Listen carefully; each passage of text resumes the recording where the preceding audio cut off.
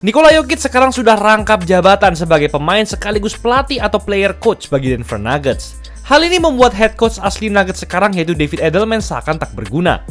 Setelah Nuggets memecat mantan head coach Michael Malone yang sudah membawa Nuggets juara pada 2023, kini Jokic tak hanya sekedar bermain hebat, tetapi ia juga mengambil alih posisi pelatih dan mengatur strategi timnya sendiri di lapangan. Di game keempat melawan LA Clippers pada ronde pertama, ia secara terang-terangan menyuruh DeAndre Jordan untuk masuk ke lapangan. Ini ternyata merupakan keputusan yang baik, karena Clippers ingin melakukan alley-oop cepat dan kehadiran Jordan berhasil mempersulit situasi Clippers. Tapi jika Jokic sebagai seorang pelatih nggak cuma di atas lapangan saja. Akhir-akhir ini Jokic mulai terlihat lebih aktif lagi dalam memimpin tim. Di game pertama setelah Malone dipecat, Jokic langsung mengambil papan pelatih dan menggambarkan strategi yang sesuai untuk rekan-rekan setimnya saat time out.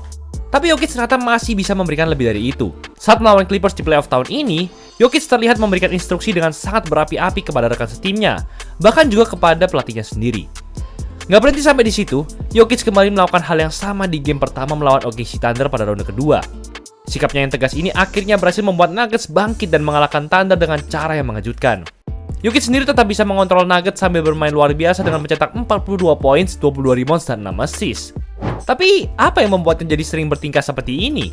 Bukannya kita selalu mengenal Jokic sebagai sosok yang pendiam dan tidak peduli dengan apapun selain fokus bermain basket. Fenomena seorang pemain yang sekaligus menjadi pelatih ini sebenarnya bukan yang pertama kali terjadi.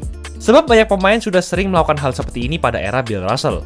Ternyata Jokic sudah mulai menunjukkan tanda-tanda bahwa dirinya bisa merangkap sebagai pelatih sejak musim 2022-2023 lalu, khususnya di final NBA.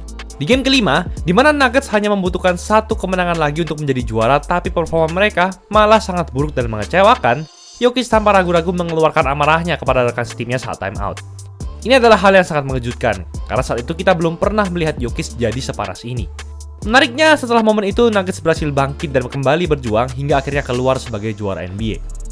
Jokic dan Nuggets berhasil mendapatkan gelar juara mereka.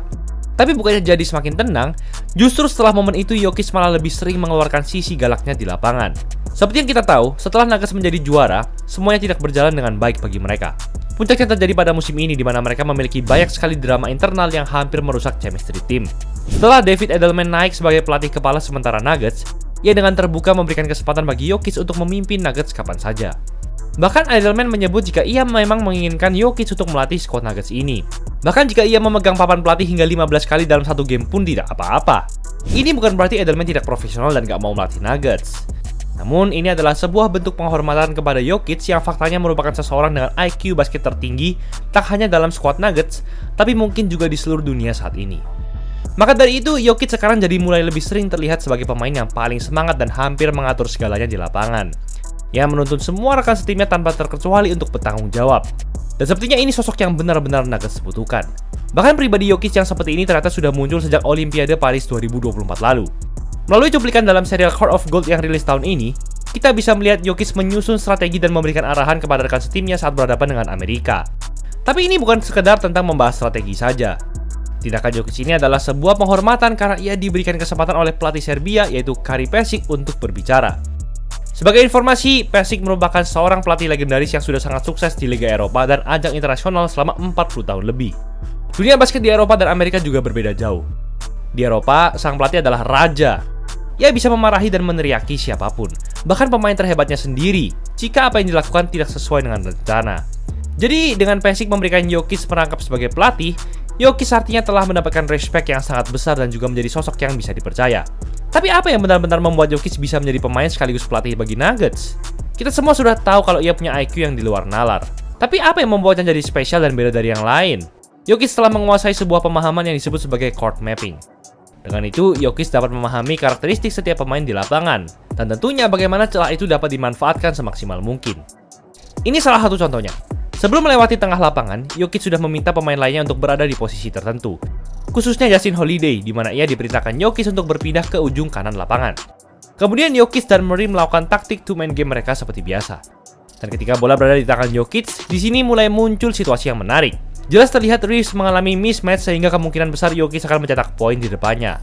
Awalnya terlihat seperti itu dengan gerakan spin ini, tapi ternyata ia justru melakukan alley-oop ke Aaron Gordon. Di satu sisi, D'Angelo Russell akhirnya mengalami dilema apakah ia harus membantu Reeves untuk menjaga Jokic atau tetap menjaga Holiday yang memiliki kemampuan shooting yang hebat.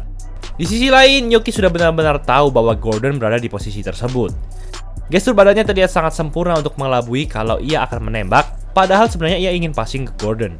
Tapi gak cuma offense, ternyata kehebatan court mapping Jokic juga ada di sisi defense.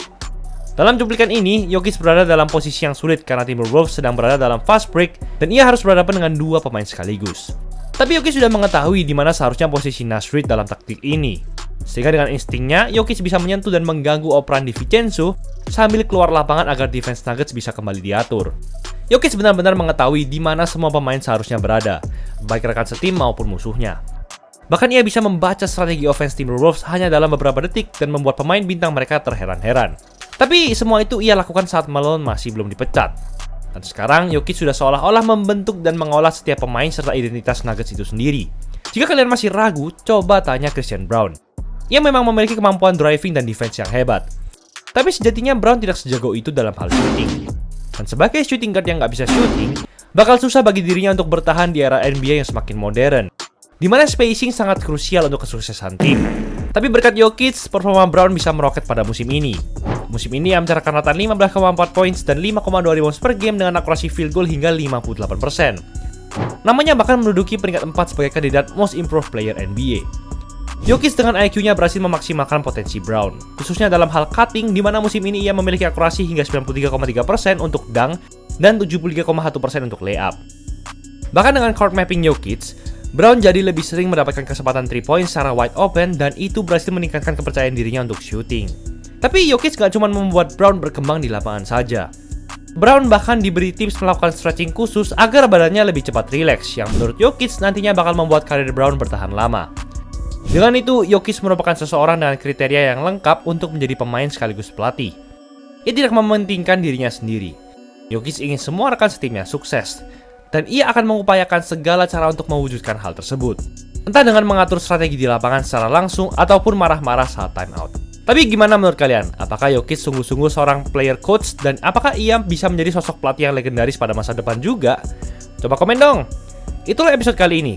Mumpung lagi diskon gede-gedean 100.000 dapat satu style jersey cuma sampai 31 Mei, free design dan voucher serta custom satuan. Gas cek aja di Easy Sportswear. Jangan lupa like dan subscribe agar channel ini bisa berkembang dan menghasilkan video menarik lainnya. Thanks for watching, I'll see you in the next video.